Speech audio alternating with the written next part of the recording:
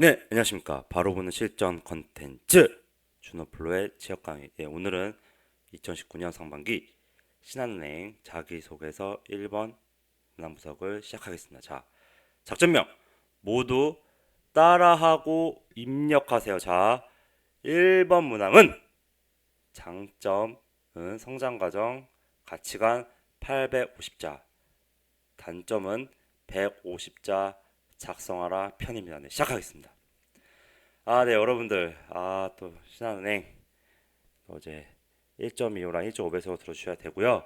여러분들은 저를 전적으로 믿으셔야 됩니다. 제 강의를 보고 나서부터는 어떻게 이렇게 구체적으로 자소서에 대해서 작성을 말해주시지? 라는 생각도 있겠지만 더 중요한 거는 저는 자소서 전형 단계에서부터 임원의 내리, 마지막에 1차 면접, 2차 면접에 키맨들의 내리를 흔드는 자소서를 원합니다. 자, 그래서 여러분들이 쉽게 면접을 봤으면 하는 거고요.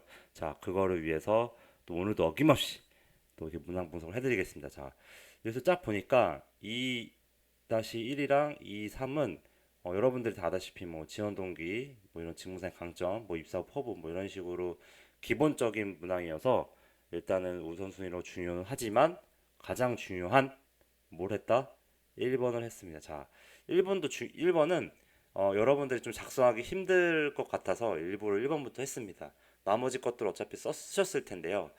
어쨌든 중요도 순위로는 봤을 때 어, 자, 입사 후 포부도 이것도 중요하지만 이것도 좀 더 중요 앞으로 할 수 있겠습니다.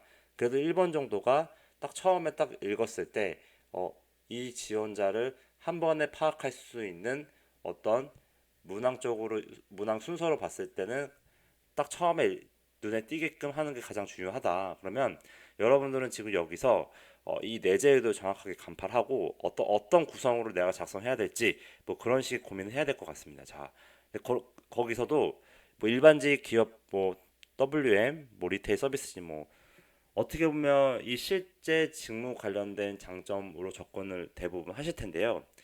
그거 관련돼서는 어쨌든 자신이 이제 이런 직무 분야에 대한 준비 방향을 써줄 수 있고 실제로 뭐 금융 업무다 보니까 뭐 꼼꼼하고 뭔가 오차차주 용납하지 않는 그런 뭐 완벽한 그 FM의 성격, 업무 성격을 가지고 있는 경우를 장점을 써도 되지만 그게 만약에 그런 거는 이제 2순위로 보고요.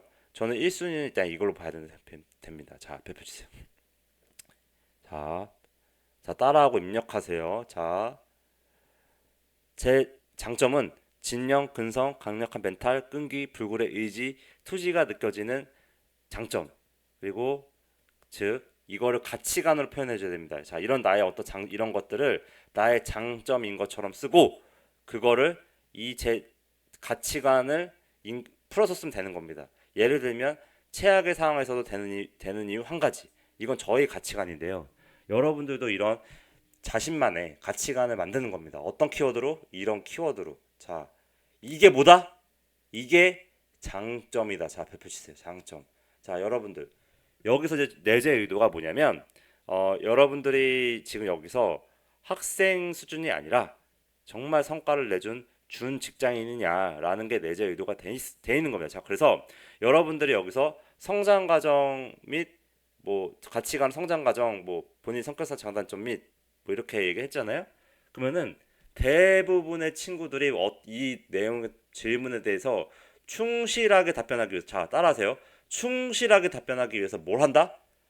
장점, 단점, 가치관을 나눠서 쓴다. 자, 여러분들 뜨끔하실 수 있는데요.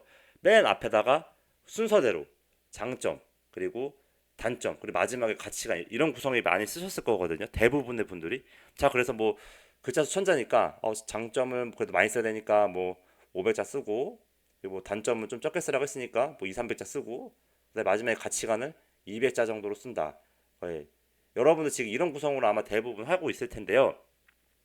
자, 이렇게 되면 어떻게 되나요? 이 글에서 집중력이 떨어지죠. 장점 뒤에 있고 가치관 떨어지고. 그리고 중요한 거는 이 사람들의 어떤 여기서 이 무당에서 가장 중요하게 알고 싶은 거는 사실은 가치관이다. 가치관. 자, 여러분들도 똑같이 생각해 보면 됩니다. 여러분들이 뭐 소개팅을 하든 미팅을 하든 어떤 사람을 만났을 때 결국 이 사람에 대해서 궁금하고 이 사람을 뭐 내 남자친구, 내 여자친구 뭐 뽑는다는 건 좀 웃기지만 뭐 선택을 할 때 결국에는 이 사람이 나랑 뭔가 가치관이 비슷한가? 뭐 외면적인 좀 매력도 있지만 일반적으로는 장단점 가치관 순서가 있으면 가치관을 좀 궁금해 한다든지 아니면 장점을 궁금해 할 것이다. 배표 주세요. 자 그러면 여러분들도 이 문항을 썼을 때 충실하게 그럼 저는 여기서 장점이나 단점을 조금 더 글자 수 늘려서 이렇게 쓰면 되지 않을까요? 하지만 하지만 글자 수가 천자 내에서 자신의 이력이나 경험을 많이 노출시키려고 한다면 장점이나 가치관을 일단 중수 이상의 고수는 합친다. 발표 주세요. 자, 여러분들 이게 핵심입니다. 이게 여러분들의 어떤 이런 키워드, 장점의 키워드를 가치관, 나의 성장 과정은 결국 가치관이다. 발표 주세요. 성장 과정은 가치관이다. 자, 성장 과정은 가치관이다. 그래서 성장 과정을 가치관을 장점인 것처럼 쓰면 되는 거다. 발표 주세요. 성장 과정의 가치관을 장점인 것처럼 쓰면 된다. 그겁니다. 자, 제가 요즘 여기 위에는 성장 과정을 빠뜨렸는데요.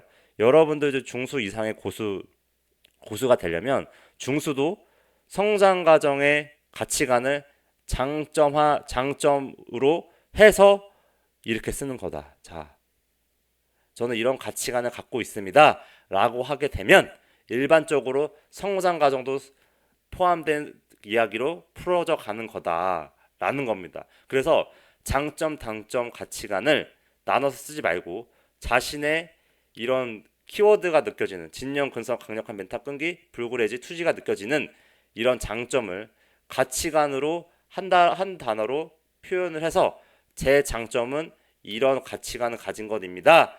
라는 걸로 100자 이내를 쓰게 되면 뭘 할 수가 있다? 중간에 자신의 이야기를 한 스토리로 잘 녹아서 써줄 수가 있다. 이게 유능한가 아닌가 이 문제 내재 의도를 좀 더 유능하게 접근해서 잘 쓰는 방법이다라는 겁니다.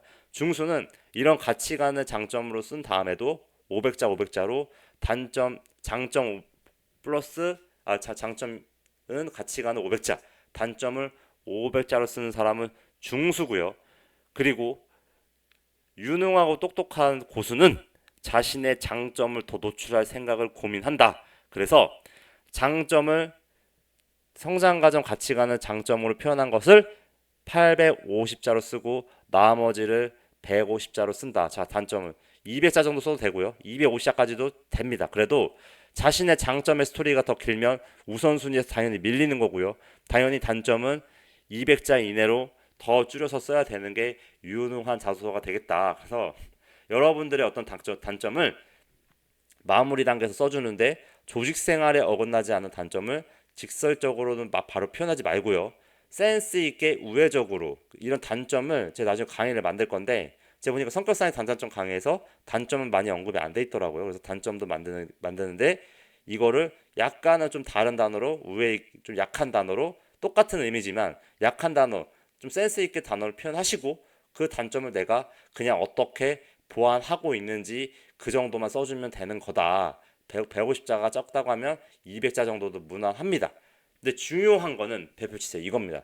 중간에 제가 첫 도입을 100자 이내로 이렇게 제 장점은 어떤 이런 투지나 느껴지는 뭐 저 같은 경우는 최악의 상황에서도 되는 이유 한 가지입니다. 그럼 결국 이 장점이 가치관도 설명이 된다. 배표치세요. 자, 여러분들 성장 과정은 결국 가치관인데 이 장점이 가치관까지 표현해 줬기 때문에 그 이후에 나의 스토리를 매우 쓸 수 있다. 이 지원자의 스토리를 매우 구체적으로 750자 쓸 수 있는 게 확보가 된 것이다. 이게 유능한 지원자고 이게 마지막에 임원의 내리를 흔드는 거다. 나머지 문항도 중요하지만 이 1번 문항만 봐도 얘의 끈기와 근성도 느껴지고 이 구성 자체가 이 스토리로 봤을 때 질문거리가 많구나.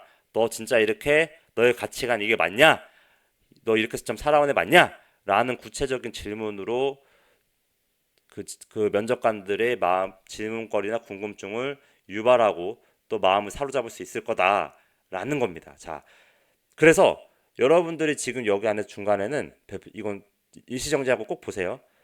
대학 시절 어떤 상황, 회사 인턴 팀 프로젝트로 인해 업무 강도가 너무 심했거나 정신적으로 마감 기한에 압박을 받아서 너무 힘들었다. 그런 상황에 대해서 충분히 설명해 주고요. 정말 힘든 상황이었다라는 걸. 그러나 나는 그런 상황에서도 포기하지 않고 계속 오뚜기처럼 시행착오에도 계속 될 때까지 실패가 반복됨에도 불구하고 어떻게 액션을 취해서 결국 해냈다. 결국 어떤 문제를 해결하는 그 과정 안에는 이슈가 발생하게 되고 내가 그렇게 어떤 액션을 했고 또 다른 이슈가 발생해서 또 어떤 액션을 했고 또 이슈가 발생해서 또 액션을 했더니 결국 이런 시행착오의 문제점들이 발생해도 나는 이렇게 액션으로 이 상황을 헤쳐나갔다.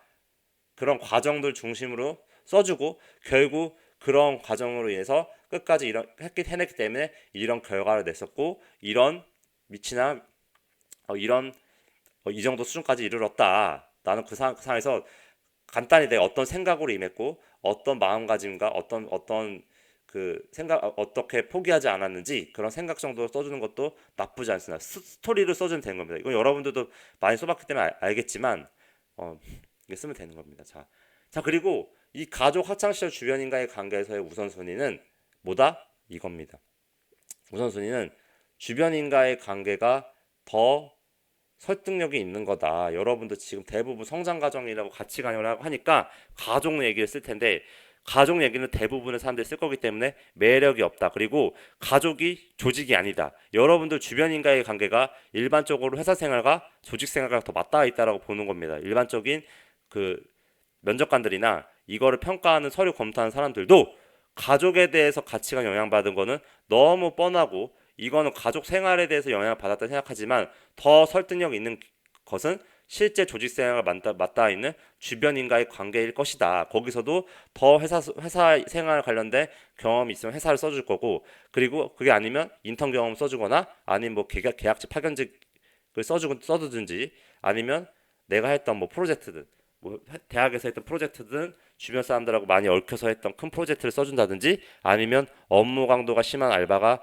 주변인과의 관계가 될 것이다. 그거에 대한 자신의 이런 그 강력한 멘탈이나 이런 키워드를 써주시면 되는데 이게 아니면 그냥 학창 시절인데 학창 시절은 고등학교는 아니고 무조건 대학교 이후입니다. 대학교 이후에 내가 뭐 대외 활동하거나 개인적으로 이렇게 도전했던 것들에서 이런 끈기나 투지가 있으면 학창 시절 써도 되고요. 그게 아닌 경우가 최후단에 이게 없으면 가족 이야기 쓰면 되는데 대부분 학창 시절까지 갈 겁니다. 근데 이런 앞에 경험이 있다라고 하면 이런 경험으로 우선순위 잡아주는 게 낫고요. 그리고 학창 시절까지도 대외 활동 위주에서 이런 끈기 경험이 있으면 써줘도 되지만 일반적으로는 그렇게 무조건 주변인과의 관계에 이 사례만 쓰는 게 어, 그렇다고 꼭 저 사례만 쓰는 게 무조건 정답은 아닙니다. 그래서 여러분들이 그냥 인생 살면서 가장 힘들었고 가장 업무적으로 뭔가 압박받았던 경험을 이런 구조화해서 쓰는 게 괜찮을 거다. 자신의 경험이 정답이다. 라는 겁니다. 어, 이거 좀 단어 괜찮은데요? 자신의 경험이 정답입니다. 자, 이런 키워드로 또 강의 한번 하겠습니다. 자, 여러분들, 이게 좀 재탕한 거라 좀 또한 처음인데 구독 시청해 주시고요. 주치사 카페 많이 가입해 주시고 이런 추천 강의도 많이 봐주시고요. 그리고 폴로 123 입력해서 친구 추가하시면 간단하게 답변해 드리겠습니다. 구독은 목표격 일사입니다. 감사합니다.